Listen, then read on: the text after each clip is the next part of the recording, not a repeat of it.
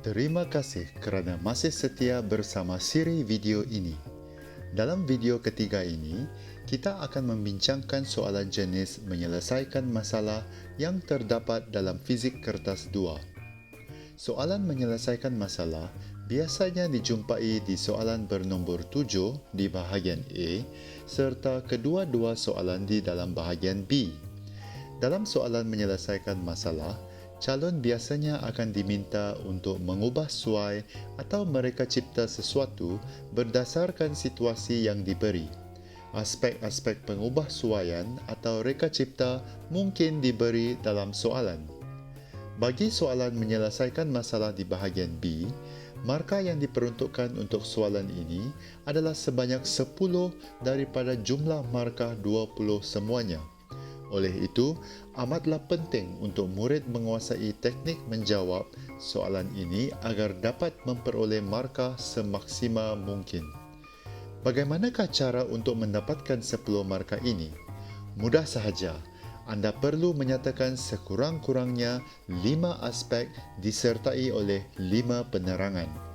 Ingat pegangan kita, 5 aspek, 5 penerangan. Selain itu, anda juga harus menulis jawapan kamu dalam bentuk jadual untuk memudahkan pemeriksa membaca penerangan yang anda berikan. Mari kita lihat beberapa contoh soalan untuk mendapatkan gambaran yang lebih jelas tentang teknik menjawab soalan ini.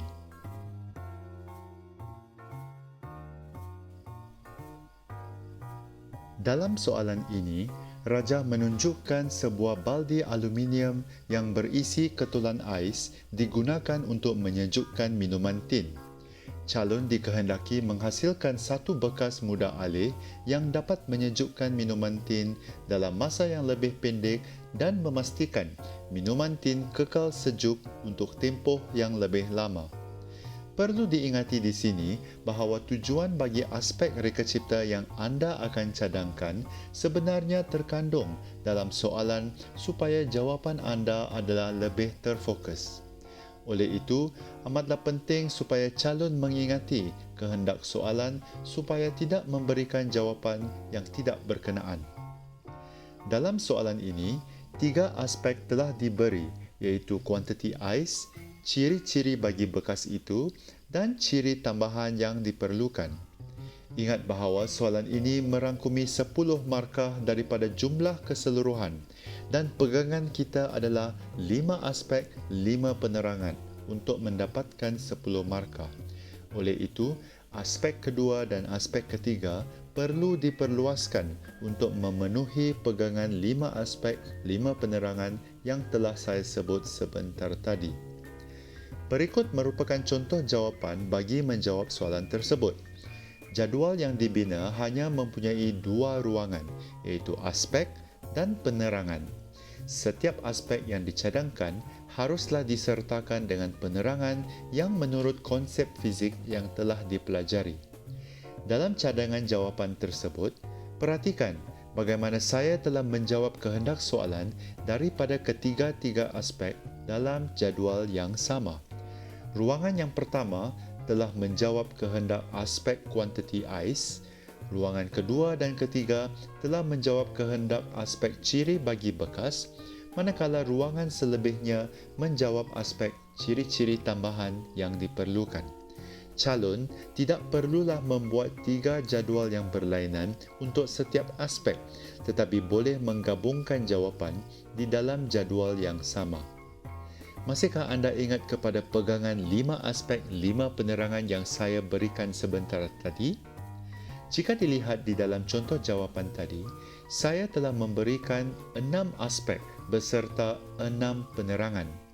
Tidak menjadi masalah sekiranya calon ingin memberikan lebih daripada 5 aspek, kerana mungkin aspek yang berlebihan itu dapat membantu calon bagi mendapatkan markah sekiranya salah satu daripada aspek yang lain itu adalah salah jawapannya.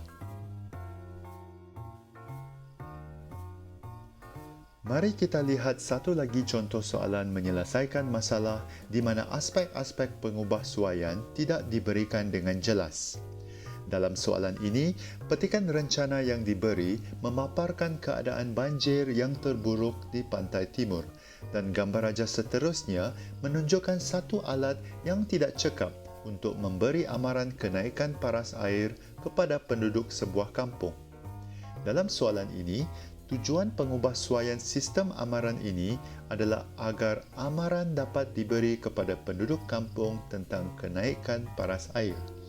Aspek-aspek pengubahsuaian diberi di dalam satu ayat dan hanya terdapat dua sahaja yang diberi dengan jelas, iaitu frekuensi dan kekuatan bunyi.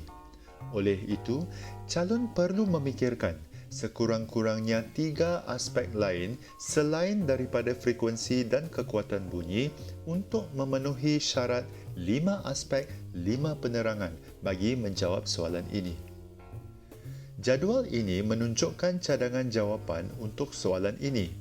Dalam jawapan ini, ruangan pertama telah menjawab kehendak soalan dari aspek frekuensi, manakala ruangan kedua pula adalah dari aspek kekuatan bunyi. Ruangan-ruangan yang lain merupakan aspek-aspek lain yang boleh digunakan juga untuk menjawab soalan ini. Perhatikan bahawa konsep utama yang dititikberatkan dalam soalan ini adalah pembelauan gelombang, interference gelombang dan juga gelombang bunyi. Adalah penting untuk calon mengetahui konsep-konsep yang berkaitan supaya dapat memberikan jawapan yang bernas. Saya berharap video ini telah membantu murid-murid untuk memperoleh teknik menjawab soalan menyelesaikan masalah dengan baik.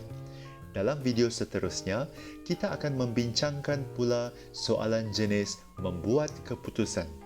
Jumpa di sana!